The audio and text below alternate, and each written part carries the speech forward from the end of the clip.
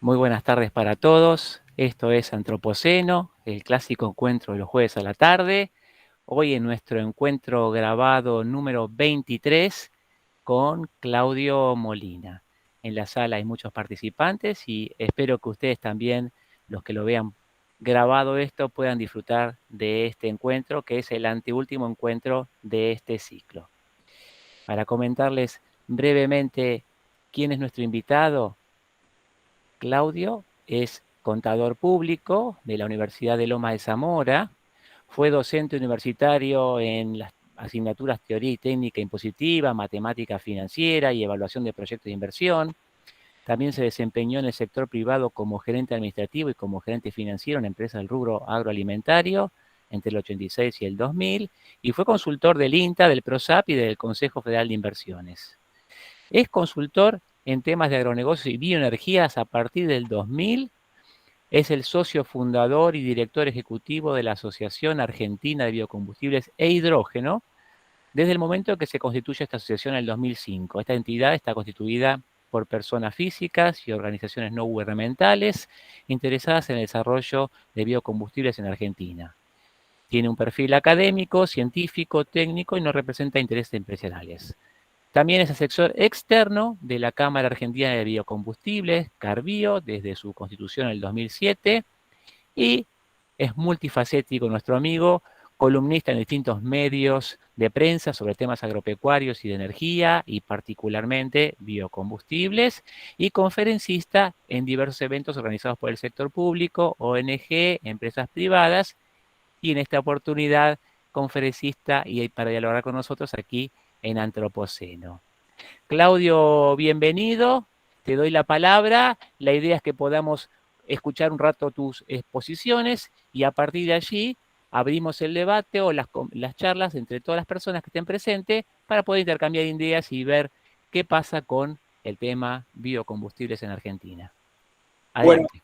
Javier, yo te agradezco especialmente a todos los integrantes de este grupo, particularmente por la posibilidad de estar aquí. Y bueno, tenemos unos minutos para hacer un poco de historia, de presente y trasladar ideas sobre lo que puede pasar en el futuro.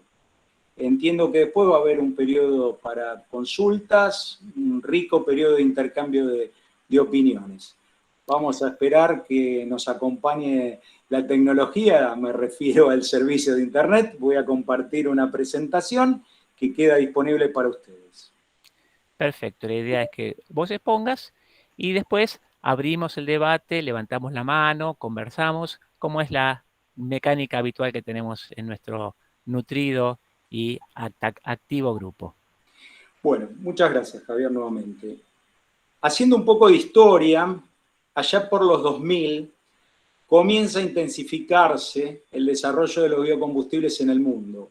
Y aquí en Argentina empieza también la discusión con fuerza. Eran momentos en que el mercado de petróleo estaba desequilibrado y por primera vez el desequilibrio venía por el lado de la demanda, ya no de la oferta. Recordemos aquellos shocks que habían ocurrido, fundamentalmente en el 73, cuando la OPEP había trabado las exportaciones mundiales con destino a aquellos países que habían ayudado a Israel en la guerra con Siria.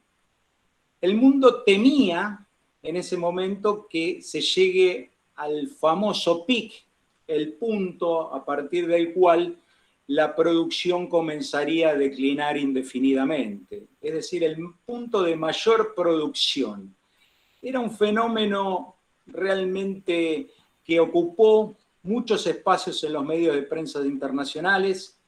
Algunos países ya lo habían superado ese pic, estaban en plena declinación. La volatilidad de los mercados se hizo mucho más evidente y a partir de ese momento hubo un antes y un después. En materia de hidrocarburos empezó a verse un crecimiento de la explotación de recursos no convencionales. Estados Unidos cambió su estructura de producción, pasó a ser un gran productor de shale, de tile, y su participación en los mercados de petróleo tuvo un cambio significativo. en Argentina los planteos acerca del abastecimiento energético fueron, como en el caso de alimentos, la seguridad energética, también un tema central, y eso disparó distintos proyectos de ley. Mientras tanto, en el mundo la gran cuestión es si se iba a terminar antes el aire que el petróleo. Recordemos que en el caso del carbón se había acabado su era, pero el carbón siguió con una participación elevada que más adelante la vamos a ver a nivel de matriz energética mundial y muy vinculado a la generación de gases efecto invernadero. El protocolo de Kioto de 1997 se convierte en tratado internacional el 16 de febrero de 2005. Esto implica para el mundo un cambio de tendencia en la lucha contra el cambio climático y en el caso de los combustibles ya comienza a tomar relevancia la necesidad de que su producción sea mucho más sostenible en términos ambientales, económicos, sociales. Y por qué no decirlo también un tema central que es el vinculado a las externalidades negativas que causan las emisiones de combustibles minerales sobre la salud. Con la Cumbre de París de 2005, acuerdo que fue ratificado en 2015, perdón, no 2005, disculpen, en 2016 en Estados Unidos fue ratificado el acuerdo, el mundo renovó sus compromisos y los biocombustibles fueron una parte importante de las metas, digamos, de los instrumentos para cumplir con esas metas. Argentina asumió compromisos más allá que en la etapa del protocolo de Kioto no era un país obligado por su nivel de emisiones. Recordemos que no participa más del 0,6%, 0,7% del total mundial en el peor de los casos, pero asumió compromisos por distintas leyes nacionales y los biocombustibles ocupan un rol muy importante en esos compromisos, más allá de que empiezan a aparecer siempre mensajes contradictorios. La ley 26.093 se sanciona en el 2006. Esta ley fue para la promoción de los biocombustibles, tanto en cuanto a su producción, su comercialización y uso sustentable. Quiero destacar que el proyecto de ley que luego termina siendo la ley 26.093 tuvo como primer firmante al querido y quien ya no está entre nosotros hace varios años, senador de la Unión Cívica Radical por Río Negro, Luis Alberto Falcó, quien logró el apoyo al momento de presentación legislativa de este proyecto de ley de 49 senadores más. Tuvo un trabajo brillante, su asesor Carlos Malavia Barrena, que se jubiló hace poco tiempo, y lograron un altísimo consenso, a tal punto que el presidente de la Nación de entonces tomó este proyecto como propio, asumiendo una política de Estado. Se convirtió en una política de Estado. La ley 26.093 venció el 12 de mayo del presente año. Tenía como medida central el corte obligatorio a partir del 2010, con un contenido mínimo de 5% de bioetanol en las naftas y de 5% de biodiesel en el gasoil. Ese contenido mínimo fue creciendo hasta llegar al 12% en bioetanol y el 10% teórico en biodiesel. Si podés pasar, Javier, a la diapositiva siguiente, donde se trata cambio climático, industrialización de la ruralidad, regulaciones sobre biocombustibles, cuestiones fundamentales a considerar. Sí, ahí estamos. Entiendo que ese desarrollo yo seguí adelante y ustedes no me escucharon en cuanto a esta diapositiva, seguramente. Claro, correcto. Bueno, me refería a que nuestra Constitución, en los artículos 41 y 42, hace una referencia muy concreta a la necesidad de contar con un ambiente sano, y en artículo 42 se refiere a distintas cuestiones, entre ellas al tema de la competencia en los mercados, al tema de la salud. Todos temas de muchísimo interés y vinculados a la temática que nos trata. Argentina asumió compromisos a través de varias leyes nacionales en la materia. Y estos son todos temas que están ligados directamente con el desarrollo de una política de biocombustibles. Desde el punto de vista agrícola y agroindustrial, la inserción de la política de biocombustibles en la Argentina, que trajo aparejada la instalación de 55 plantas aproximadamente, que son las que están habilitadas. Hay muchas más, pero hablemos solamente de las habilitadas por la Secretaría de Energía, quien es la autoridad de aplicación básica.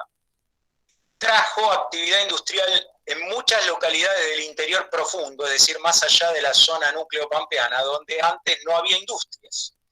Y esto ha sido muy importante. El otro tema demasiado sensible para un país como el nuestro, que tiene recurrentes crisis de sector externo, ha sido la sustitución de importaciones.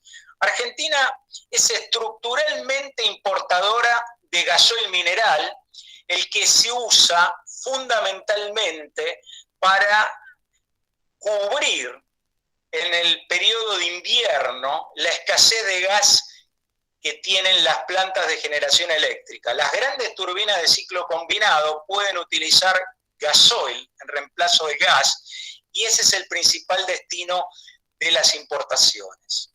En el caso de naftas de alta calidad, Argentina viene creciendo en cuanto a su importación, y la posibilidad de haber incorporado desde el 2010 a la fecha biocombustibles hizo que se importe mucho menos. Y la sustitución está en torno a los 10.000 millones de dólares desde aquel momento. El otro tema a tener muy en cuenta es que es el mercado de combustibles líquidos del país, y se da en muchos países importantes del mundo, es altamente concentrado. Se trata de un oligopolio desde el lado de la oferta, con un jugador de posición dominante que lo acerca al concepto de monopolio, en este caso es YPF. Recordemos que YPF no es yacimientos petrolíferos fiscales tal cual la conocemos, sino es una sociedad anónima que opera en el marco del derecho privado.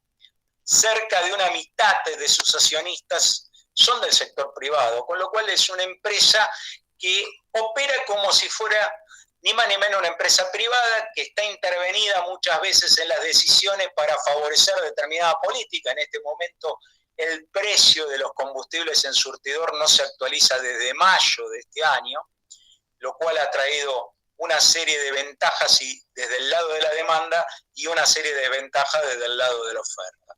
Desde el lado de los biocombustibles, YPF representa cerca del 55 al 60% de sus compras, es decir, que estamos en presencia también de un oligopsonio. Esta imperfección es notoria y hay que evaluarla en el marco de lo establecido por el artículo 42 de la Constitución Nacional y las leyes y otras normas que lo reglamentan. El desarrollo de los biocombustibles, como le comentaba antes, ha sido enorme. Esas 55 empresas están distribuidas aproximadamente en 33 de biodiesel, sin contar algunas importantes que se cerraron por cambios de condiciones permanentes que no pudieron soportar, y 22 plantas de bioetanol. Les comentaba que el 16 de julio pasado, el Congreso de la Nación sancionó una nueva ley de biocombustibles, la 27640, que reemplazó a la ley anterior, la ley 26.093. Esta ley ya no es de promoción, sino es un marco regulatorio. A los biocombustibles le dieron 15 años teóricos de promoción desde el 2006 hasta el 2021. Sin embargo, la medida central en el mercado interno ha sido el mandato de corte, que entró en vigencia en 2010, con lo cual solo tuvo 11 años de promoción, cuando la industria del petróleo, de los hidrocarburos en Argentina, lleva operando más de 100 años. O sea, no se puede comparar la madurez de una actividad con la de la otra. Pero bueno, así lo entendió este gobierno, que promovió el proyecto que se convirtió en ley 27640. Sobre el tema quiero destacar que de una manera forzada se mantiene el corte teórico de bioetanol en las naftas del 12%. ¿Y por qué digo forzada? Porque en el texto de la ley le dan la posibilidad a la Secretaría de Energía de reducir el contenido de bioetanol de maíz en las naftas, que es de un 50% de ese 12%, o sea, un 6%. bajarlo del 6 al 3%, sin tocar el contenido de bioetanol de caña del 6%. O sea que el Estado puede bajar del 12 al 9%. Sin embargo, el decreto reglamentario 717, que fue emitido hace muy poco tiempo, y que es una norma muy limitada porque cuestiones de fondo trata el tema de bioetanol y el tema de un periodo de transición de 1 año para que las compañías petroleras puedan deshacerse de participaciones en empresas productoras de biocombustibles en el país, dado que esta nueva ley prohíbe a las compañías petroleras operar en biocombustibles. Hay una serie de cuestiones reglamentarias que quedaron pendientes y que en teoría en un plazo de 6 meses se deben resolver. O sea, es un decreto muy limitado, pero que establece que en la medida que el precio del bioetanol de maíz no supera el de bioetanol de caña, la Secretaría de Energía no va a ejercer esa facultad. Consideremos que a lo largo de la historia, del 2010, en que se inició el corte, y en particular en bioetanol desde el 2012, bioetanol de maíz, perdón, en promedio el bioetanol de maíz nunca fue más caro que el bioetanol de caña, por lo tanto es abstracto lo que se establece en el decreto. Se trata de resolver una muy mala medida legal a través del decreto reglamentario. Estamos acostumbrados a este tipo de excesos, pero bueno, es lo que hay, como dicen en los cafés. Otras cuestiones muy importantes vinculadas al desarrollo de la política de biocombustible son la normalización de la calidad, el cumplimiento de normas de seguridad y medio ambiente. Normalización de calidad. Se trata de combustibles que se usan en vehículos que tienen requerimientos de parte de los fabricantes. No podemos poner cualquier cosa dentro del tanque. Y esto es un tema de preocupación porque a lo largo del tiempo han surgido o proliferado muchas plantas marginales. He visto autoridades provinciales y municipales inaugurando plantas locales que no están habilitadas por la Secretaría de Energía. Tenemos que salir de esa trampa. Todos tenemos derechos a posicionarnos del lado de la oferta de biocombustibles, pero hay que hacerlo en el marco de las normas vigentes. El tema de normas de seguridad es aún más sensible, porque se trata de una producción de biocombustible que es un combustible y hay cuestiones que pueden afectar seriamente la seguridad de las personas. Y el tema del medio ambiente, si lo imponemos por una cuestión ambiental, ¿cómo no vamos a cumplir con todos los requisitos que un proyecto viable desde ese perfil requiere? Un tema económico está vinculado a la imposibilidad de los biocombustibles de competir par a par con el precio de los combustibles minerales. Por lo tanto, en Argentina y en el resto del mundo hay un tratamiento diferencial a favor de los biocombustibles que no están gravados por el impuesto a los combustibles y el dióxido de carbono. Y la pregunta es, ¿cuánto hoy cotizan estos impuestos? ¿Cuál es la alícuota? Bueno, desde fines del 2017, con la última reforma tributaria, se creó el impuesto al dióxido de carbono en reemplazo del impuesto a la transferencia de gasoil y el Fondo Hídrico de Infraestructura, que afectaba en este último caso a las naftas. Y los valores se actualizan por índice de precios al consumidor cada 3 meses. Pero por cuestiones inflacionarias el Estado ha venido postergando esa actualización y en este momento 1 litro de nafta paga alrededor de, entre los dos impuestos, de 22 pesos y 1 litro de gasoil alrededor de 14, por litro, reitero. Debería aumentar no menos de 7 pesos la alícuota de estos impuestos. Esto para tener una idea del caso de la nafta, el impuesto específico va a rondar los 30 pesos y se actualiza todo lo que se debe actualizar, en el caso del gasoil más de 20. Si los biocombustibles no estuvieran desgravados, si hay en el caso del biodiesel, por ejemplo, en este momento una diferencia de precio importante a favor del gasoil, esa diferencia sería mucho más manifiesta. El otro tema es que el mercado que se ha generado para abastecer el mercado interno regulado establece cupos y precios. Los cupos son las licencias para operar, nadie puede venderle a las petroleras obligadas a hacer el corte si no tiene esos cupos, y por otro lado la Secretaría de Energía debe fijar periódicamente los precios. En este momento ha fijado precios para el biodiesel con un sendero, de difícil comprensión en épocas de alta inflación, pero así se está manejando la autoridad de aplicación, de aquí a marzo, Y en el caso del bioetanol el precio está pisado porque se llegó a un acuerdo para que siga la regla de ajuste del precio de las naftas. Estamos en un momento de transición. La nueva ley se refiere expresamente a la posibilidad de sustituir importaciones, no está reglamentado, por lo tanto no sabemos cómo se va a llevar adelante esto. En la práctica, ya les comentaba que a lo largo de 11 años se sustituyeron 10.000 millones de dólares de importaciones. Bueno, a lo largo de las últimas 5 décadas, como podemos ver en este gráfico, se duplicaron las emisiones de gases de efecto invernadero. La deforestación, como vemos abajo, en el tramo del gráfico sombreado con color verde, perfecto, ha sido controlada y ha habido un crecimiento de la participación de las emisiones generación eléctrica, es el segmento del gráfico de color rojo, y también podemos decir que la participación de la industria ha tenido impacto importante en este cambio. Como les decía al inicio, no podemos seguir trabajando de la misma manera que lo hicimos en las últimas 5 décadas. Sin duda, el cambio de paradigma nos condiciona. Si podemos pasar a la siguiente. Ahí estamos. Bueno, en este gráfico podemos ver, en el mismo periodo prácticamente, 5 años de diferencia, esto empieza 5 años antes, o 6, cómo creció el PBI per cápita del mundo y cómo creció el consumo de energía primaria. Dentro de la energía primaria tenemos todas las fuentes, no solo los fósiles, sino también las renovables, como la hidráulica, la bioenergía, tenemos también la nuclear. Veamos que hay una relación directa entre el incremento del bienestar, esa es la línea color verde, y el crecimiento del uso de energía primaria.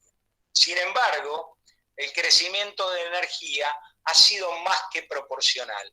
Podemos decir que el crecimiento de la energía primaria ha multiplicado en el periodo por 3,6 aproximadamente, mientras el crecimiento del PBI en igual periodo lo ha hecho por 2,4.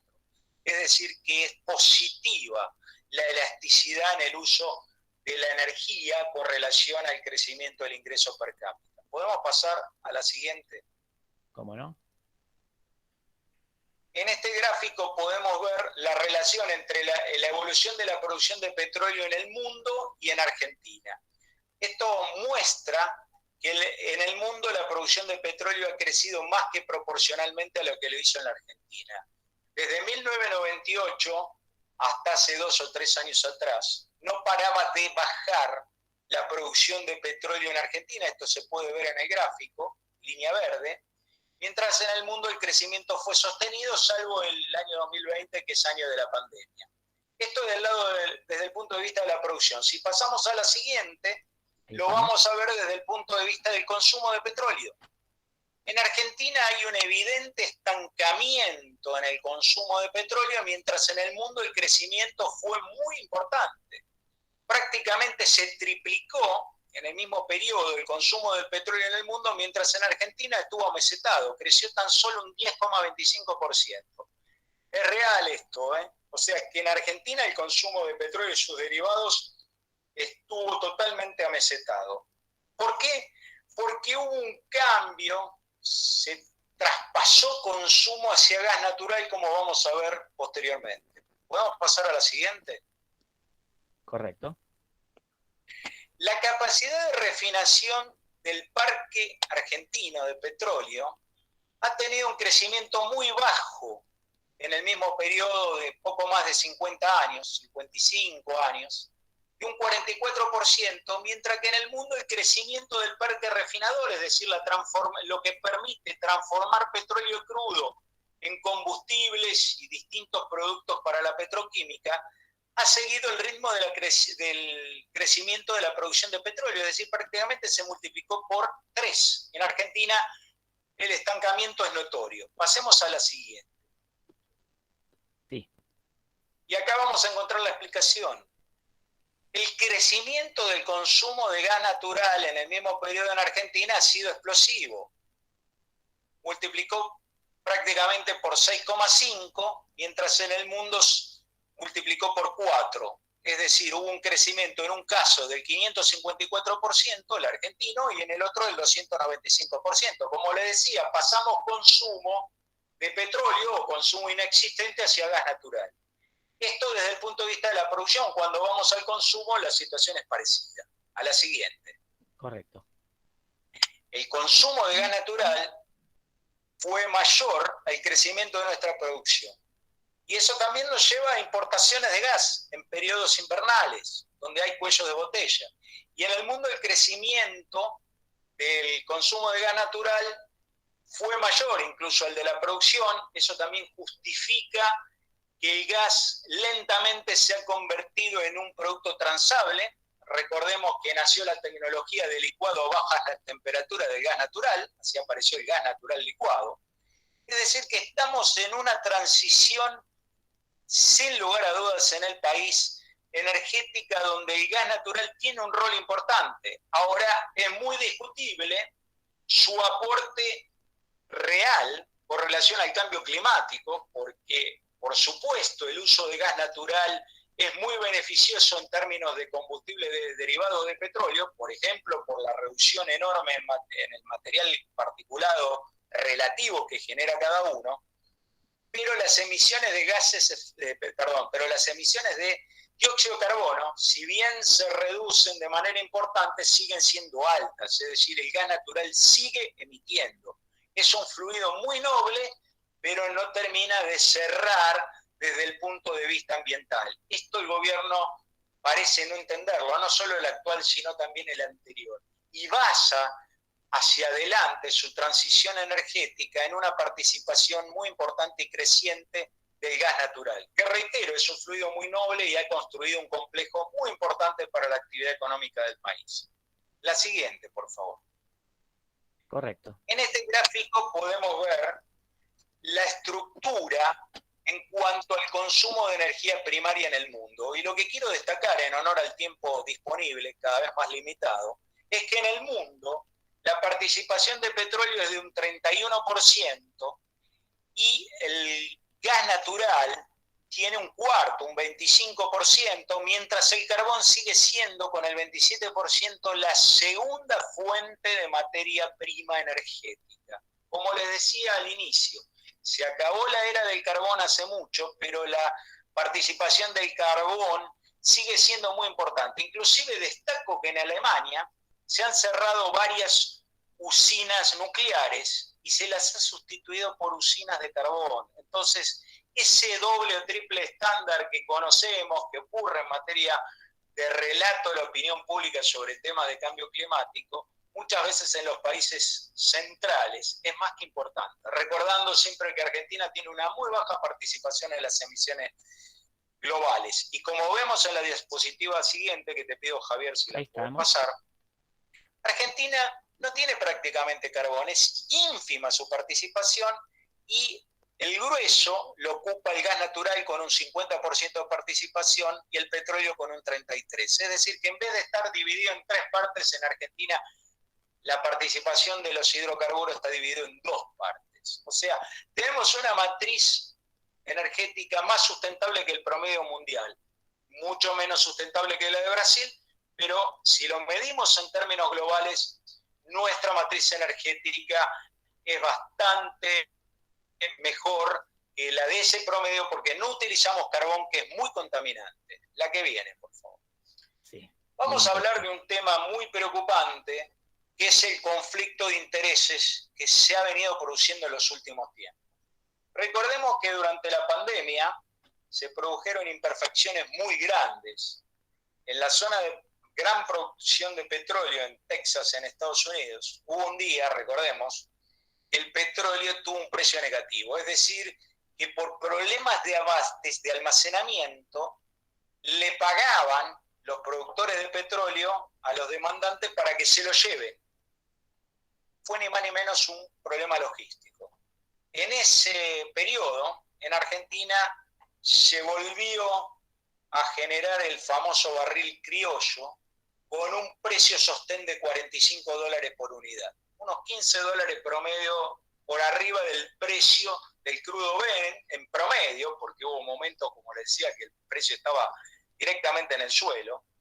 Y eso permitió sostener los ingresos de las provincias estructuralmente productoras de hidrocarburos, las que sabemos que cobran regalías. Y acá se generó un problema importante, una muy mala interpretación, quizás sesgada, donde defensores de las provincias hidrocarburíferas sostenían que los biocombustibles le quitan ingresos a esas provincias. Y eso no fue cierto, porque como les indicaba hoy, los biocombustibles sustituyeron alrededor de $10.000 millones de importaciones, es decir, que no se redujo la actividad de producción de petróleo en Argentina por el advenimiento de los biocombustibles, en la medida que Argentina es estructuralmente importadora. La excepción fue el año pasado, con la pandemia ha sido tan pronunciada la caída, en torno a un 25 a 30% de la demanda, que eso puede ser discutible, pero fue un año en 11 nada más. Ese conflicto de intereses se mantiene. No hay una mirada de faros largos, la disputa es muy fuerte y esto se nota también cuando hay proyectos legislativos sobre bioenergías a tratar en el Congreso de la Nación. Podemos pasar a la siguiente. Ahí estamos. Bueno, hay un tema del que se viene hablando cada vez de manera muy creciente, que es el cambio tecnológico con la salida del motor de combustión, proceso que está ocurriendo en el mundo con fecha cierta para la prohibición de producir vehículos nuevos con esos motores, y la entrada del motor eléctrico. Tenemos que considerar que en un país como Argentina, reitero, con recurrentes problemas de sector externo, la transformación del parque automotor nos va a llevar, si nos pusiéramos a trabajar a fondo, no menos de 2 décadas, con enormes inversiones y una necesaria reconversión de todo el parque asociado a las terminales automotrices, es decir, los autopartistas, muchos de los cuales quedan fuera de actividad económica porque tienen que reconvertirse absolutamente. Es algo parecido a lo que pudo haber ocurrió más bien, entre los 50 y 60 en el complejo ferroviario, donde se produjo la transición, la salida de la locomotora a vapor y la entrada de la locomotora diésel eléctrica de manera definitiva para cubrir distancias medias a largas y el eléctrico para cortas distancias. Esa transición tecnológica comienza a vivirse con fuerza, pero resulta que para que esto sea viable desde el punto de vista ambiental, no solo tenemos que cambiar todo el parque automotor convirtiéndolo eléctrico, o a hidrógeno a partir de etanol, para luego producir electricidad o cualquier modelo parecido, necesitamos generar energía renovable. Si no, el problema lo tenemos en las usinas generadoras que van a seguir contaminando con la misma fuerza y mucho más, porque hay que multiplicar por 2,5 aproximadamente toda la generación y distribución eléctrica para abastecer un parque automotor completo eléctrico, como mínimo. Las redes de distribución, estaciones de servicio, se tienen que reconvertir 100%, con lo cual va a quedar mucha gente en la calle, de la misma forma que quedaron miles de empleos sin posibilidades de continuar cuando se cerraron los talleres ferroviarios hace justamente 60 años, recordemos el plan Larkin. Bueno, es una gran discusión. ¿Cómo vamos a hacer este proceso? Si vamos a seguir con la generación eléctrica convencional, lo que hacemos es cambiar de lugar las emisiones. Los eléctricos no contaminan, pero sí la generadora eléctrica. Entonces tenemos que ser muy cuidadosos y medir bien cuál es la mejor alternativa o el mejor camino. Brasil ya definió que el vehículo flex fuel, es decir, aquel vehículo con motor que permite usar nafta o bioetanol en cualquier corte, inclusive bioetanol puro, y hidratado, no deshidratado en este último caso, es la mejor solución para países de este tipo, es decir, países que no son los más desarrollados del planeta, donde el proceso de transición eléctrica se puede llevar de otra forma por potencial de recursos. Tenemos que tomar en cuenta que esta reconversión En el caso de las estaciones de servicio es grave, porque la tendencia, si tenemos vehículos eléctricos, va a ser de enchufar el auto a nuestro suministro eléctrico. Entonces las estaciones de servicio se van a utilizar de manera marginal en las ciudades y en las rutas. Entonces es un problema bastante serio lo que nos viene. La siguiente. Ahí estamos, Y ahora consideraciones sí, para finales. terminar, Javier, te pedí hasta las 8, me quedan 5 minutos. Dale. A destacar que en el mundo se está produciendo una creciente reconversión de destilerías o refinerías de petróleo, empezando por las más ineficientes, y ahora está llegando la reconversión a algunas importantes, para producir green diesel. HVO, el HVO es aceite vegetal hidrotratado, son tecnologías que están instaladas desde hace muchos años, pero que requieren otro nivel de inversiones. Son procesos como el de Fischer-Tropsch, que se utilizó mucho durante la guerra en Alemania para producir combustibles líquidos a partir de carbón, o en Sudáfrica a partir de gas natural. Se pueden utilizar como fuente de materia prima biomasa. Estábamos hablando antes de comenzar esta reunión de la posibilidad de utilizar pellets de poda de olivo, pellets de residuos forestales. Existe la tecnología y con el paso del tiempo se va abaratando. Es decir, que hay un proceso de reconversión. Muchas petroleras están dejando de ser petroleras y se convierten en compañías globales de energía. Este proceso es mucho más lento en Argentina, hay mucha resistencia, un mercado imperfecto en tema petrolero como el que tenemos, fundamentalmente en la refinación. Hay más atomización en la etapa de la producción. Genera mucha resistencia, trata de extender la vida útil de sus activos más allá de lo aconsejable. Entonces el proceso en nuestro país, por limitaciones propias, es mucho más lento. Como les comentaba también, recientemente se emitió el decreto 717, que debería regular cuestiones de letra chica de la ley 27640, pero fue muy light, queda mucho por hacer. Esta ley 27640 representa un retroceso.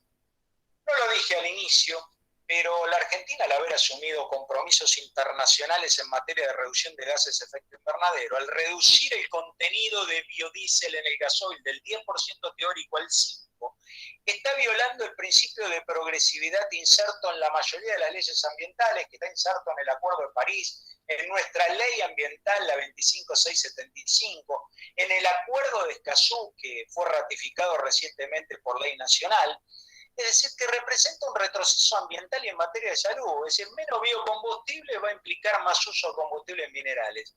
Yo no puedo entender cómo resuelve ese conflicto el gobierno nacional y sosteniendo un proyecto de ley de esta naturaleza.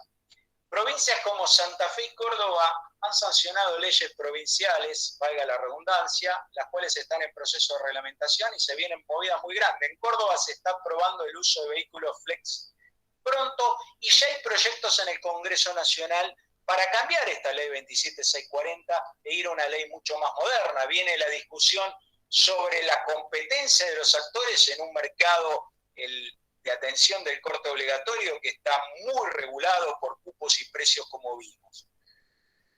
Para terminar, Argentina tiene mucho presente, tiene una capacidad instalada muy grande, cerca de 3.900.000 toneladas de biodiesel, llevadas a metros cúbicos son cerca de 4.500.000, y 1.400.000, 1.500.000 metros cúbicos de bioetanol, con el que se puede abastecer, sin lugar a dudas, hasta un 15% de corte en las naftas, que es apto con los motores convencionales, no estoy hablando de flex, que van para contenido mucho más grande. Entre biodiesel y bioetanol, Argentina tiene un complejo que equivale a una tercera parte de la capacidad de producción de nafta y gasoil agregada. No es poca cosa. Recordemos que el parque refinador de petróleo en Argentina creció un 44%, como vimos en una diapositiva anterior, a lo largo de 5 décadas, un poco más. Por lo tanto, el esfuerzo ha sido muy grande. Los biocombustibles venían recordemos, de un frustrado plan Alconafta que terminó en 1987, en 12 provincias donde se estaba abasteciendo. Hubo un periodo de pausa hasta el 2010 y tenemos la posibilidad de sostener esta política con un crecimiento sin duda muy importante. La industria exportadora de biodiesel es muy grande, recordemos que fue castigada por sanciones, en Europa primero, luego en Estados Unidos. Con Europa se logró un acuerdo de colocar 1.200.000 toneladas anuales sin esos aranceles extraordinarios que obran como una barrera que cierra los mercados. El mercado de Estados Unidos lo tenemos cerrado, pero si nos pusiéramos a trabajar en verdaderas políticas de Estado, tendríamos un crecimiento explosivo de los biocombustibles y nuevos productos y procesos, es decir, ya no hablar solamente de combustibles que se hacen a partir de caña de azúcar, de maíz, de aceites vegetales, sino también a partir de otras materias primas como las que hablamos hoy, pellets de residuos forestales, de olivos y otras alternativas que tienen realmente muchísimo futuro y son muy viables desde el punto de vista ambiental. Bueno, eso es todo. Hola Claudio, ¿cómo te va? Soy Alejandro Baleiro del INTA, muchas gracias por tu presentación. Quería preguntarte lo siguiente, entiendo que alrededor del 25% del consumo de combustibles fósiles está en el sector agropecuario, entendiendo como tal la producción misma y el transporte de la producción agropecuaria. Es decir, que el mismo sector que consume un 25% de combustibles fósiles es a su vez el productor de biocombustibles. Entonces tendríamos oferta y demanda prácticamente dentro del mismo sector. Es decir, ¿qué es lo que impide eso? Entiendo que las propuestas que vos comentabas de Córdoba y Santa Fe promoverían, y por favor te pido que me expliques esto, más el tema del autoconsumo, que incluso estaba incluido en la versión original de la ley 26093. ¿Cómo se puede avanzar por ese camino? ¿Qué es lo que se puede hacer alrededor de eso? ¿Cuáles son las barreras? Adelante, Claudio. Sí, Alejandro. En primer lugar, quiero comentarte que el autoconsumo fue previsto en la ley 26.093, pero siempre hubo problemas de interpretación que no fueron bien aclarados por cuestiones tributarias hasta muy avanzado el régimen.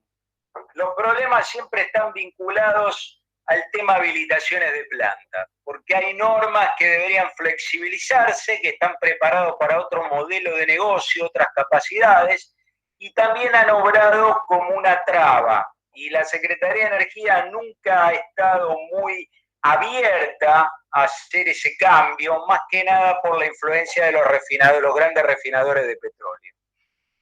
Tanto la ley de Santa Fe como la de Córdoba, y fundamentalmente esta, porque el gobierno de la provincia de Córdoba lo ha puesto como un objetivo de política de Estado de corto plazo. Están promoviendo una intensificación de ese uso.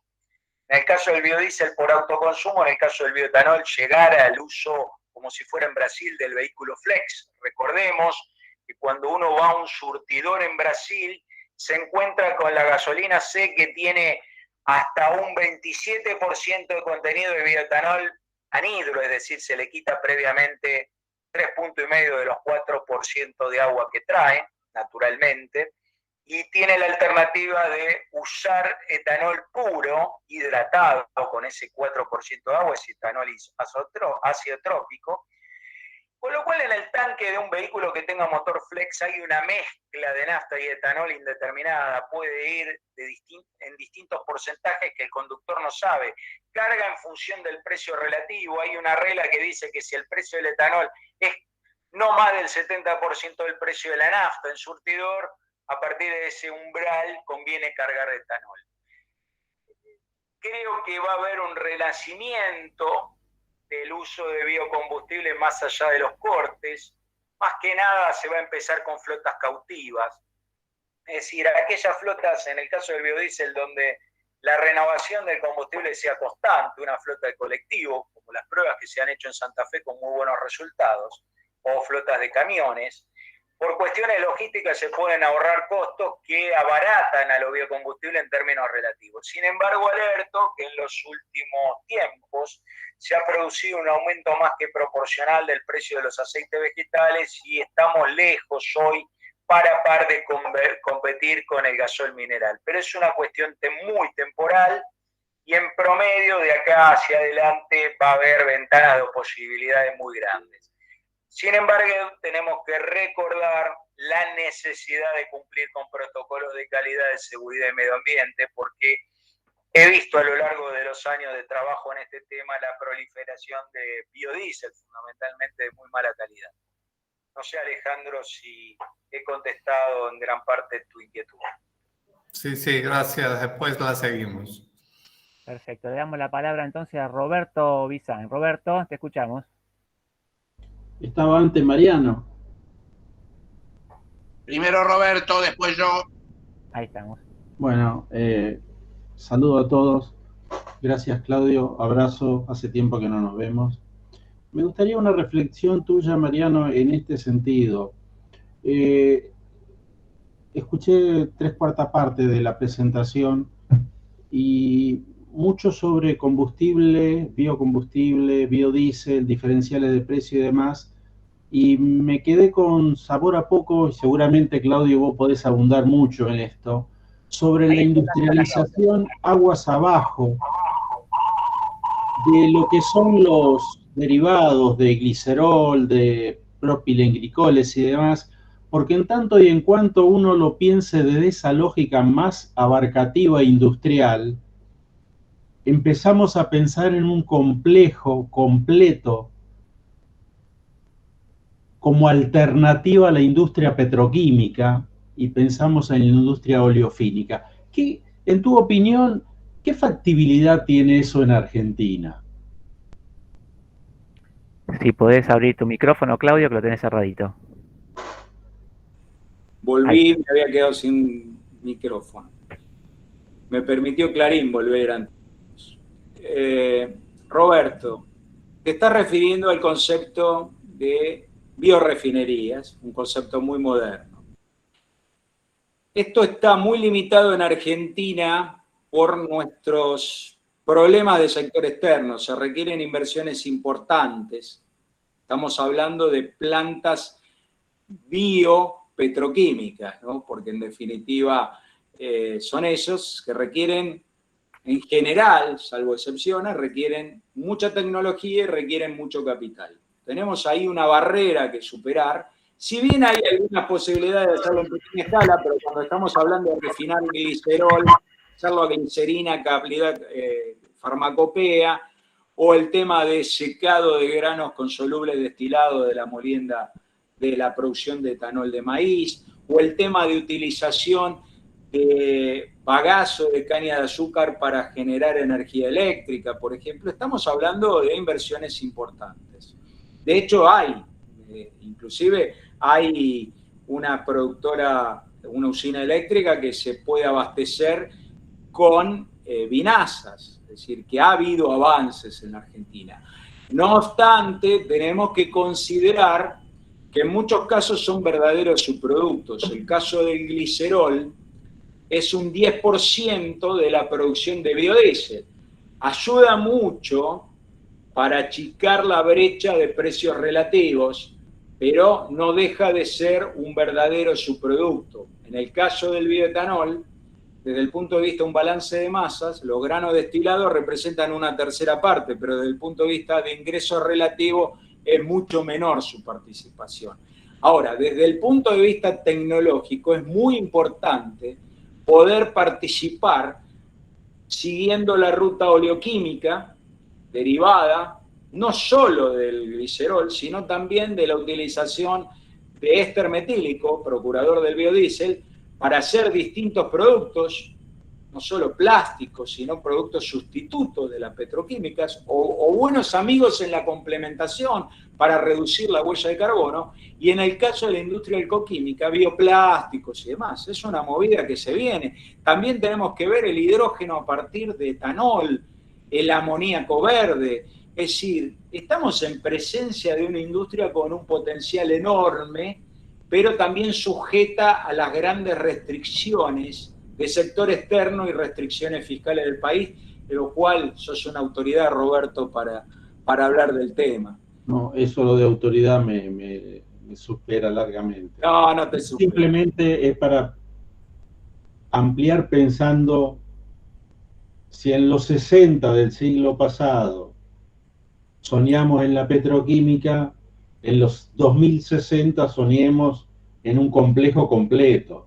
Es mucho más cercano el horizonte, Roberto, ¿eh? Es mucho más cercano. Eso quería escuchar. Sí, es mucho más cercano y depende también de políticas de Estado. Si la política de Estado en materia de biocombustibles van a estar condicionadas a las decisiones cortoplacistas de los refinadores de petróleo y fundamentalmente que buscan tratar de estirar la vida útil de sus activos más allá y no quieren reconvertirse como está ocurriendo en el mundo. De hecho, la ExxonMobil, un adversario muy importante en el cambio climático, ha incorporado en su directorio 3 directores de perfil ambientalistas. Hay un cambio, lo mismo la Chevron. Evidentemente ese cambio tiene que llegar a Argentina. Y eso es fundamental. Yo no tengo problema si eso implica que los refinadores de petróleo quieren tener un espacio y de hecho lo pueden tener en la producción de biocombustibles. Lo importante es que no se concentra el mercado de biocombustibles como tenemos concentrado el mercado de combustibles líquidos. Lo hemos hablado, creo, Roberto, de esto. Se ríe Roberto mientras tanto. Mariano, ahora sí, un comentario. Sí, como consecuencia de mi actividad frutihortícola conocí en los años 80 Israel, Sudáfrica, Nueva Zelanda, Holanda, todos países que parecía que no iban a poder cambiar nunca y cambiaron dramáticamente de los años 80 a la fecha. Un libro que me ha interesado mucho es Israel, la nación startup, que comenta cómo el Israel paralizado por los sindicatos y por las ideas de la década del 50 que le dieron origen, estaba en la década del 80 totalmente paralizado. Y en un capítulo, un joven habla con Shimon Peres y le dice, yo tengo una idea buenísima.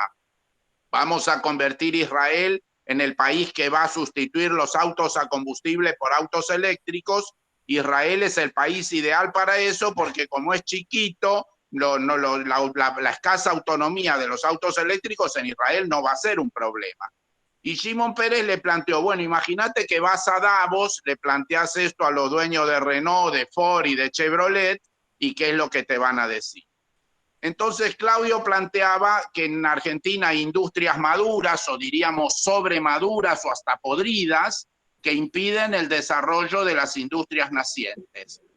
Y mencionaste el caso de la industria ferroviaria de la década del 50, que de pronto, en fin, envejeció, se apolilló, vaya a saber, y duró 20 o 30 años más haciendo ruido, hasta que en definitiva un buen día dijo Menem, ramal que para, ramal que cierra, y la verdad que hoy de los talleres de Sauce Viejo, de Laguna Paiva, de Junín, la verdad no nos acordamos más. Entonces, sería como yo percibo que se avecina acá un giro copernicano, que pensé que se iba a producir el lunes después de las elecciones y creo que se está produciendo ahora. No sé si lo va a hacer Cambiemos o Juntos, pero yo percibo que se viene un cambio gigante mucho antes del 2060. Claudio, en la República Argentina, todas las cosas que nunca se podían hacer y que de la noche a la mañana se hicieron. ¿Podrá ser este tema uno de ellos? Aparezca de vaya a saber dónde una fuerza volcánica que haga cambiar todo lo que no se pudo hacer desde Alfonsín a la fecha. Sí, Mariano, es probable. De hecho, luego de la sanción de la ley de biocombustibles nueva, la 27640, en la madrugada del viernes 16 de julio pasado, han ocurrido algunos acontecimientos muy importantes que están en off. Grandes fondos de inversión que tienen participaciones en nuestra industria petrolera alertaron a algunos actores muy influyentes respecto a que no van a seguir apoyando nuevas inversiones, asumiendo riesgos con energía convencional, y le piden a esos actores, muy adversarios del cambio climático, adversarios de las bioenergías, que se reconviertan porque si no se van a tener que ir. Esos planteos han obrado como alarma, y algunos de ellos que operaron por esta mala ley de biocombustibles 27640, ahora se están arrepintiendo porque en esta mala ley también figura que ellos mismos no pueden producir biocombustibles. Entonces, sin duda, este conflicto de intereses irracional, cortoplacista, como es la lucha entre el ferrocarril y el camión en distancias de hasta 300, 350 kilómetros, sin duda tiene su potencial y debe ser complementario a la red ferroviaria, y no ver los piqueteos que suelen ocurrir, como el ocurrido, valga la redundancia, en Colón, provincia de Buenos Aires, donde un grupo de transportistas de camiones bloquearon el paso de un tren de cargas. Tenemos que terminar con esa antinomia.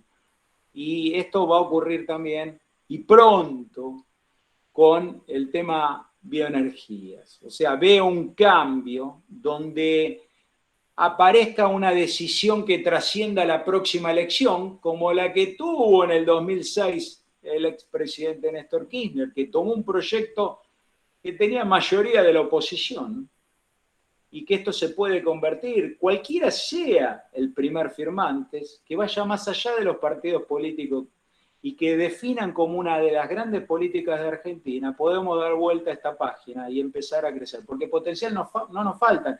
Deseos de muchos inversores a venir a Argentina por este tema, por nuevos cultivos. Yo no voy a dar ningún comentario sobre temas agronómicos a especialistas como ustedes, es invadir incumbencias. Pero hay cultivos vinculados a la producción de biojet, como la camelina, que va a requerir muchísimos años de desarrollo, pero en los cuales Argentina tiene posibilidades importantes, y basta que uno o dos actores económicos se involucren en nuevas producciones, nuevos proyectos, con nuevos productos, nuevos procesos. Viene la copia, y esto ocurrió con la industria biodiesel. Se instalaron varios actores grandes y después vino toda una movida de inversiones. Argentina tiene que revertir este proceso de cadencia. Hace 10 años que venimos cayendo indefinidamente. Bueno, creo que no estamos tan lejos. Va a haber un cambio, no hay lugar para otra cosa. Y el cambio viene desde afuera, nos arrastran. Yo creo que hay menos convicción adentro de la que hay afuera. Brillante respuesta, muchas gracias, inmejorable, gracias. Si hay alguna pregunta en la sala. Si no, Claudio, vos estás en el tema biocombustibles e hidrógeno. Hace poquitos días tuvimos noticias del tema hidrógeno. ¿Podrías hacer un pequeño párrafo sobre esto?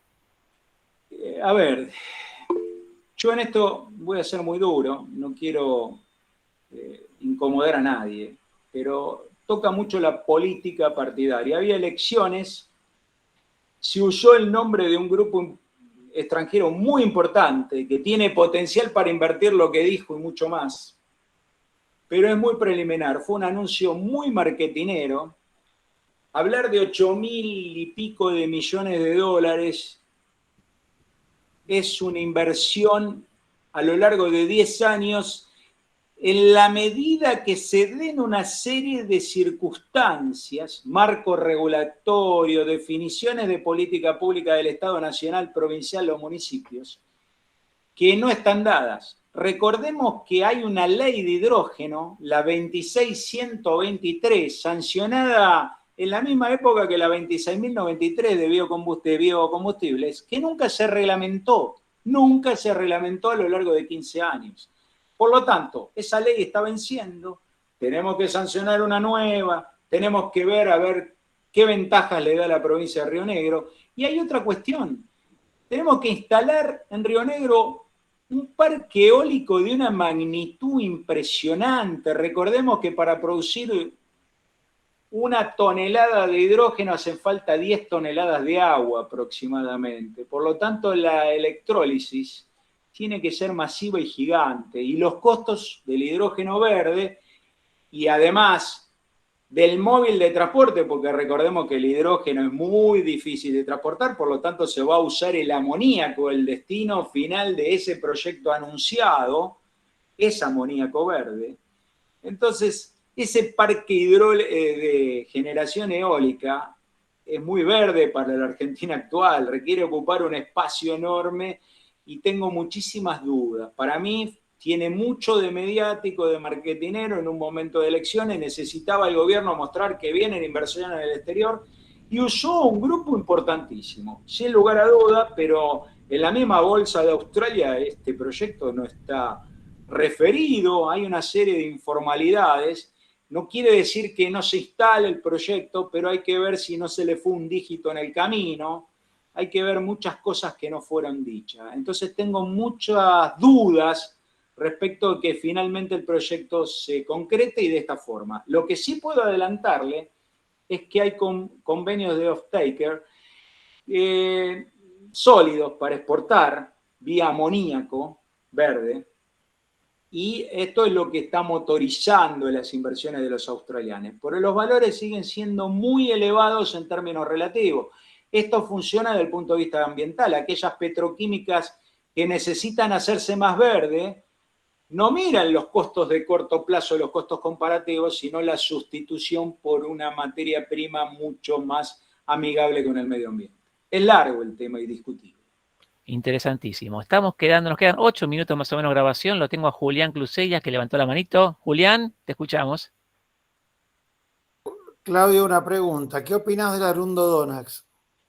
Bueno, he estado muy cerca de la caña de Castilla, la caña silvestre que vimos. Como yo soy amante del ferrocarril, siempre me llamó la atención cómo ese cultivo crece en las tierras más marginales, por ahí en lugares muy bajos donde quedan restos de grasa y de combustibles del paso de las formaciones ferroviarias.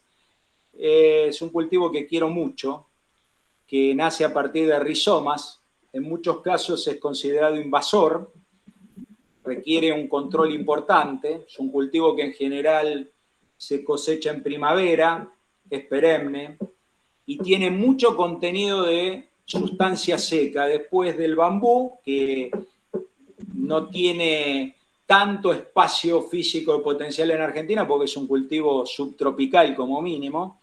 Es una alternativa muy interesante a desarrollar y que puede ir mucho más allá del uso que se le ha dado, por ejemplo, para hacer lengüetas de saxofón, techos de quinchos, algunos laxantes.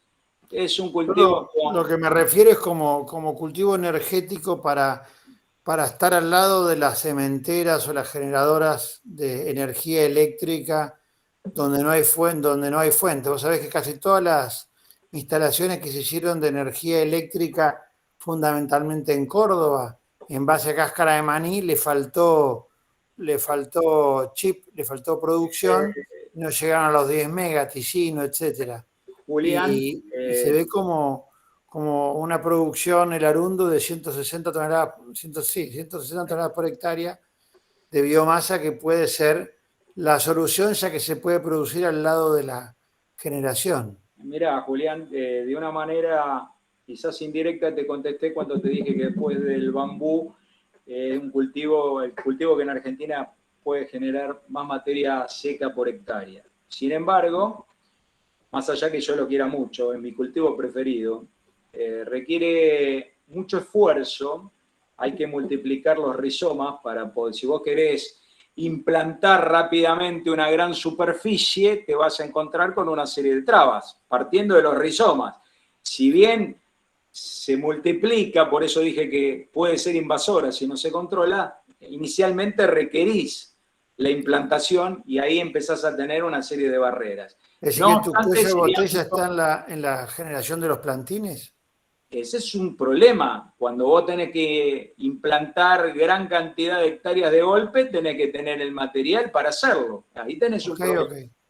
El otro tema es que si tenés una gran plantación, tenés que tener muy claro los fitosanitarios con los que vas a atenderlo, porque el riesgo No es un cultivo muy resistente, pero tiene sus problemas. Ya pasamos a un tema muy agronómico y soy contador, pero... No, bueno, pero yo te lo planteo, ¿cómo lo ves vos desde una solución energética? Lo he planteado en 2008 a nivel Argentina como una posibilidad de desarrollo. De hecho, en varios lugares del mundo está. Y la extensión de este cultivo va desde muy al sur en la Patagonia hasta muy al norte. O sea que tiene una capacidad, este y oeste, por supuesto, tiene una capacidad muy importante y la verdad que deberíamos explotarlo comercialmente. Conozco de algunas pequeñas explotaciones con las que hacen lengüetas de saxofón que se exportan a Europa y techos de quincho, por ejemplo, en Mendoza. Sí, pero no, yo lo veo como cultivo energético, una solución, es ya bueno. que los cultivos energéticos no toleran flete en general. Es bueno, es muy bueno, pero requiere la mano del hombre. No se puede seguir manejando de manera silvestre, si no, no vas a tener los resultados esperados. De hecho, ha habido algunos ensayos positivos en la provincia de Córdoba, son empresas privadas, los datos no son públicos. Pero bueno, es una de las alternativas bioenergéticas muy positivas. Gracias.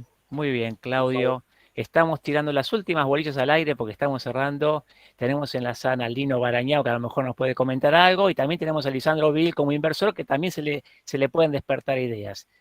Les abro la oportunidad y si no, cerramos aquí este evento. Lino, hola. Muy bien. Hola. Excelente la presentación, realmente muy abarcativa y sobre todo de todos los aspectos, ¿no? Que no pasa por la bioeconomía planteada desde lo teórico, sino de el mundo real, donde la política suele pesar bastante más que la bioquímica, digamos. Y lo sé por experiencia.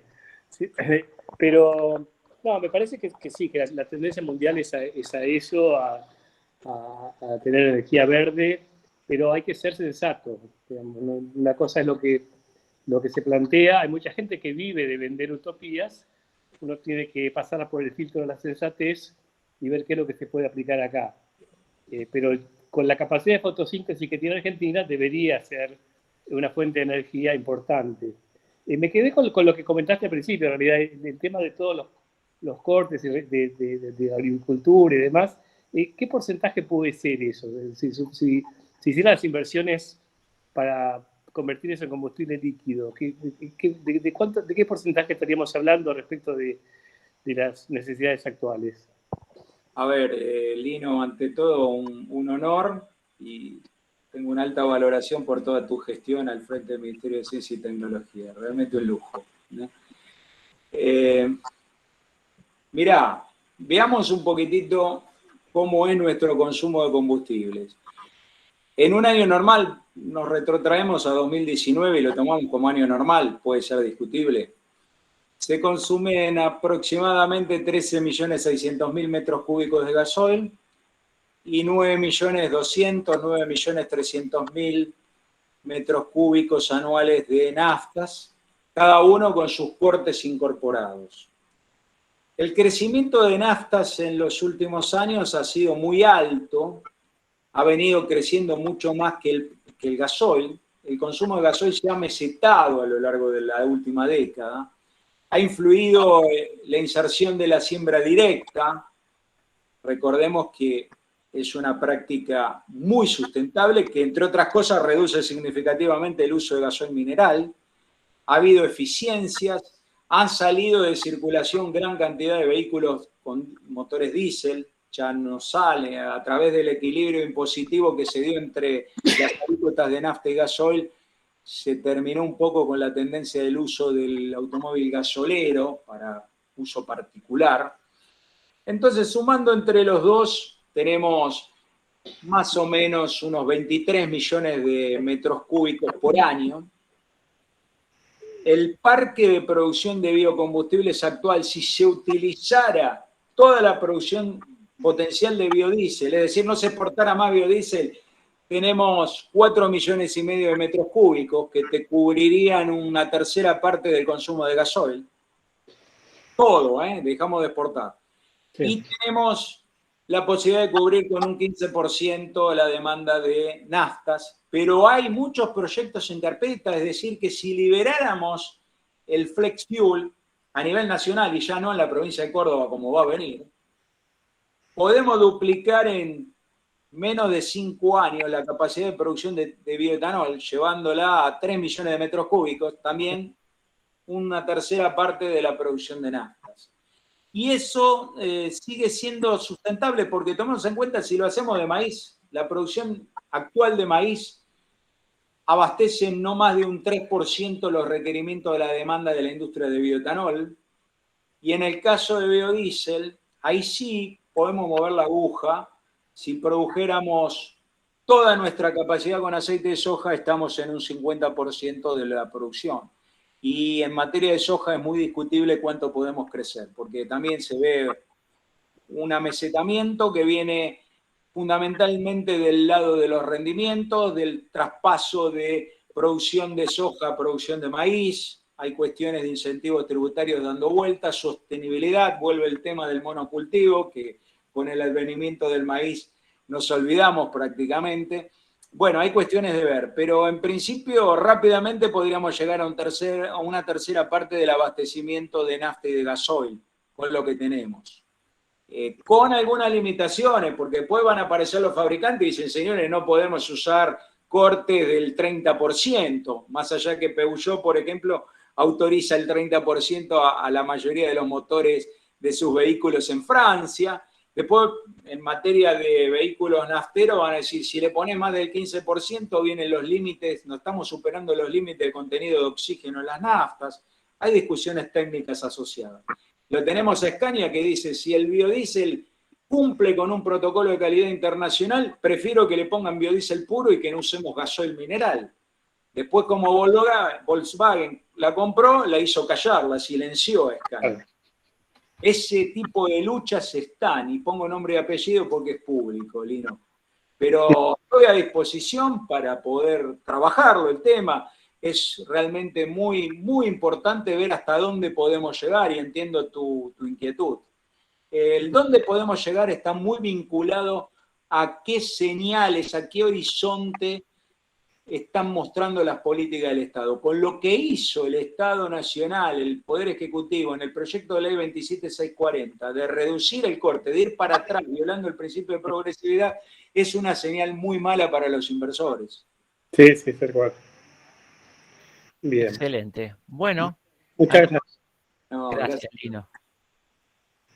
Me parece que la hora es la adecuada. Hemos tenido una muy vertiginosa reunión con idas, venidas y sobre todo esta parte final donde Antropoceno brilla y con estos intercambios son los más ricos de la reunión. Si les parece a todos, despedimos a Claudio Molina con un fuerte aplauso y le pedimos hacer unas palabras finales. Bravo, Claudio. Yo les agradezco, me quedo con el sabor amargo de los problemas técnicos. Para mí, les traslado todo mi gratitud por este tiempo que me han escuchado. Espero no haberlos aburrido y sepan que estoy a disposición. Para mí es un trabajo docente más que nada. Y la verdad que poder intercambiar con ustedes estos conocimientos nos enriquece, y particularmente a mí. Así que sepan que estoy muy agradecido. Si no llegamos a hablar, les deseo que terminen muy bien el año. Muchísimas felicidades y pongamos la gota de esperanza para que Argentina pueda construir verdaderas políticas públicas que trasciendan las próximas elecciones. El país no da más. La inversión tiene que ser la variable dinamizadora de nuestra economía. Hay cientos de miles de personas haciendo cola, buscando nuevos empleos o muy preocupadas porque no pueden sostener el empleo que tienen. Entonces, si no damos las condiciones para que en Argentina se hagan negocios sustentables, no hablemos de negociados, hablemos de negocios sustentables, vamos a seguir perdiendo participación relativa en el escalafón mundial, ¿no? Cuando uno mira las principales variables y miramos hacia atrás, lagrimeamos. Esperemos poder revertir y que nos encuentre a nosotros, que no sea cosa de nuevas generaciones, donde nosotros también podamos ser partícipes activos de esa inflexión. Muchas gracias. Los agradecidos somos nosotros, Claudio. Ha sido un gusto tenerte con nosotros. Y como este ciclo se termina la semana que viene, pero nos abrimos prontamente el próximo año, seguramente el año que viene vamos a reincidir, vamos a tenerte otra vez. Vamos a cambiarte de lugar de exposición, obviamente, te pondremos una antena más fuerte, pero queda tranquilo que esto quedó muy contento. Cambio de proveedor, porque había anunciado que viene mal Fibertel en Caballito. Y yo generalmente anuncio sobre el final de la reunión quién es la próxima reunión, pero tenemos aquí a Roberto. Roberto, la semana que viene, ¿con qué nos vas a deleitar? Todo lo que usted quiso saber acerca de lo... No, nada. No haga pregunta. Alguna cosa vamos a hablar de bioeconomía y modelo de desarrollo, emparentado con los 50 millones de toneladas de maíz, de los cuales 39 se van como materia prima, y seguimos trayendo barcos de nafta refinada. La Argentina es increíble. La charla de Roberto es Saliendo del laberinto por arriba, la bioeconomía como estrategia de desarrollo. Próximo jueves aquí. Amigos, esto ha sido todo. Les agradecemos mucho y nos vemos la semana que viene en este mismo encuentro. Gracias a todos. Que la esté muy bien. Buenas noches a todos.